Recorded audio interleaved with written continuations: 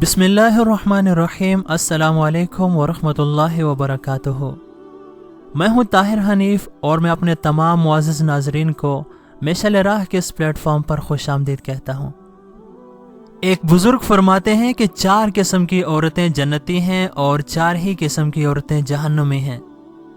پہلے نمبر پر وہ عورت جنتی ہے جو پاک دامن ہو اور اللہ تعالیٰ کی اور اپنے شوہر کی اطاعت کرنے والی ہو۔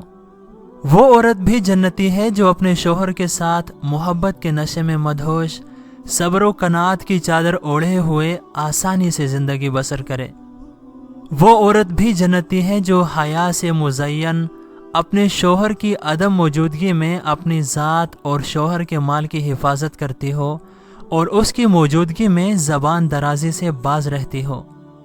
اور وہ عورت بھی جنتی ہے جس کا شوہر انتقال کر گیا ہو اور اس کے چھوٹے چھوٹے بچے ہوں اور وہ اپنی ذات کو بچوں کے لیے وقف کر دے اور ان کی بہتر طریقے سے تربیت کرے اور بچوں کے ضائع ہونے کے خوف سے دوسری شادی نہ کرے۔ اور 4 برائیوں والی عورتیں ایسی ہیں جو جہنمی ہیں۔ پہلے نمبر پر وہ عورت جو فحش کلام کرنے والی ہو اور شوہر کی موجودگی میں اپنی زبان کی وجہ سے اسے تکلیف دیتی ہو اور اس کی عدم موجودگی میں اپنی ذات کی حفاظت نہ کرتی ہو۔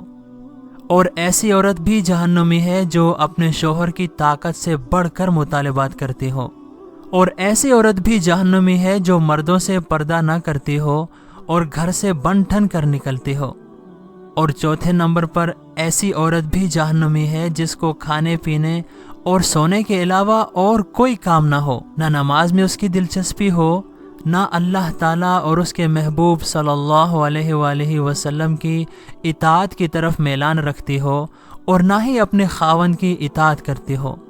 جب عورت ان بری چیزوں میں لگی ہو اور شوہر کی اجازت کے بغیر گھر سے باہر جاتی ہو تو جب تک خلوص دل سے اللہ تعالیٰ سے توبہ و استغفار نہیں کرتی وہ اللہ تعالیٰ کی لعنت میں ہوتی ہے اور جہنمیہ شمار ہوتی ہے۔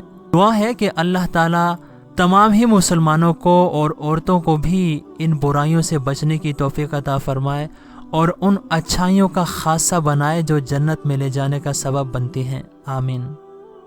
دوستو، یہ تھی آج کی ویڈیو جو کہ امید ہے آپ کو ضرور پسند آئی ہوگی، تو اسے لائک کیجئے اور اپنے دوستوں کے ساتھ شیئر کرنا نہ بھولیے۔ ہم آپ کے ساتھ ملیں گے ایک اور نہایت ہی خوبصورت ویڈیو کے ساتھ۔ تب تک اپنا خیال رکھیے گا اور ہمیں دعاؤں میں یاد رکھیے گا۔ اللہ حافظ۔